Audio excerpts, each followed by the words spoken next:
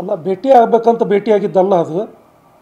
ಬೆಂಗಳೂರಿಂದ ಬರುವಾಗ ಅವರು ಕೂಡ ಒಂದು ಕಡೆ ಒಂದು ಹೋಟೆಲಿಗೆ ನಿಂತಾಗ ಅವರು ಕೂಡ ಅಲ್ಲೇ ಬಂದಿದ್ದರು. ಮತ್ತು ಮೊದಲಿನಿಂದ ಪರಿಚಯ ಮತ್ತು ಆತ್ಮೀಯತೆ. ನಮ್ಮ ಹುಟ್ಟೂರು, ನಮ್ಮ ಭಾಗದವರು ಅವರು. ಆಮೇಲೆ ನಮ್ಮ ಸಮಾಜದ ಮುಖಂಡರು ಹೌದು. ಆ ಒಂದು ದೃಷ್ಟಿಯಿಂದ ನಾವು ಮಾತಾಡಿದ್ವಿ, ಹೊರತಾಗಿ ಬೇರೆ ಏನಿಲ್ಲ. ಆಮೇಲೆ ಅಲ್ಲೇ ಬ್ರೇಕ್ಫಾಸ್ಟು ಮಾಡಿದ್ವಿ, ಕಾಫಿ ಕುಡಿದ್ವಿ. ಅಷ್ಟೇ, ಒಂದು ಅರ್ಧ ಗಂಟೆ ಇದ್ದಿರ್ಬೇಕು ಅವ್ರ ಜೊತೆ. ಅದು ರಾಜಕೀಯವಾಗಿ ಅಂಥದ್ದು ಏನೂ ಇಲ್ಲ. ಬಟ್ ಅದು ಈಗ ನಡೆದಿದ್ದಂಥ ಘಟನೆಗಳ ಬಗ್ಗೆ ಅವರು ಸ್ವಲ್ಪ ಚರ್ಚೆ ಮಾಡಿದ್ರು ಅಷ್ಟೇ. ನೀವೇನಾದ್ರು ರಾಜಕೀಯಕ್ಕೆ ಚರ್ಚೆ ಮಾಡಿದ್ರಿ ಸರ್? ಯಾಕಂದ್ರೆ ನೀವು ಕಾಂಗ್ರೆಸ್ ಬಿಜೆಪಿಯಿಂದ ಈಗ ಉಚ್ಚಾಟನೆ ಆಗಿದ್ದಾರೆ. ಅಲ್ಲ, ಅಲ್ಲಿ ಮಾತುಕತೆ ನಡೆದಾಗ ನಾವು ಯಾವ ಪಕ್ಷ, ಅವ್ರು ಯಾವ ಪಕ್ಷ ಅನ್ನುವಂಥ ದೃಷ್ಟಿಯಿಂದ ಮಾತಾಡಿಲ್ಲ.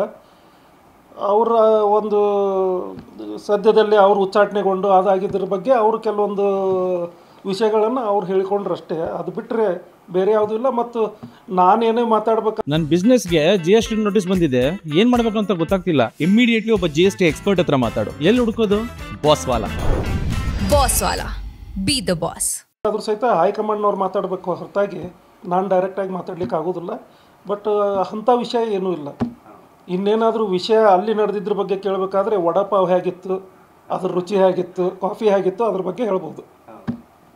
ಈಗ ಎಲ್ಲೋ ಒಂದು ಕಡೆ ಯತ್ನಾಳ್ ಅವ್ರನ್ನ ಕಾಂಗ್ರೆಸ್ಸಿಗೆ ಬರ್ತಾರ ಅಂತ ಒಂದು ಸುದ್ದಿ ಇತ್ತು ಸರ್. ಅದ್ರಾಗ ನಿಮ್ಮ ಭೇಟಿ ಭಾಳ ಕುತೂಹಲ ಕೆರಳಿಸಿತ್ತು. ಇಲ್ಲ, ಅದು ಏನಿದೆ ಅದು ವಿಚಾರ ಹೈಕಮಾಂಡ್ನಲ್ಲೇ ಚರ್ಚೆ ಆಗುವಂಥದ್ದು. ಮತ್ತು ನಮ್ಮವ್ರು ಏನೇ ಮಾತಾಡಿದ್ರು ಸಹಿತ ನಾವು ಮಾತಾಡಬೇಕಾದ್ರೂ ಸಹಿತ ಹೈಕಮಾಂಡ್ಗೆ ಮಾತಾಡ್ಬೇಕು ನಾವು. ನಿಮ್ಮ ಪಕ್ಷಕ್ಕೆ ಬಂದು ಸ್ವಾಗತ ಮಾಡ್ತೀರಿ ಯತ್ನಾಳ್ ಅವ್ರನ್ನ? ಇಲ್ಲ, ನಾನು ಅದನ್ನು ಹೇಳಲಿಕ್ಕಾಗೋದಿಲ್ಲ. ಅವರು ಹೈಕಮಾಂಡ್ ಏನಾದರೂ ಅದು ನಿರ್ಧಾರ ತಗೊಂಡ್ರೆ ಖಂಡಿತವಾಗಿ ಎಲ್ಲರೂ ಸ್ವಾಗತಿಸಬೇಕಾಗುತ್ತೆ, ನಾವು ಸ್ವಾಗತಿಸ್ತೀವಿ.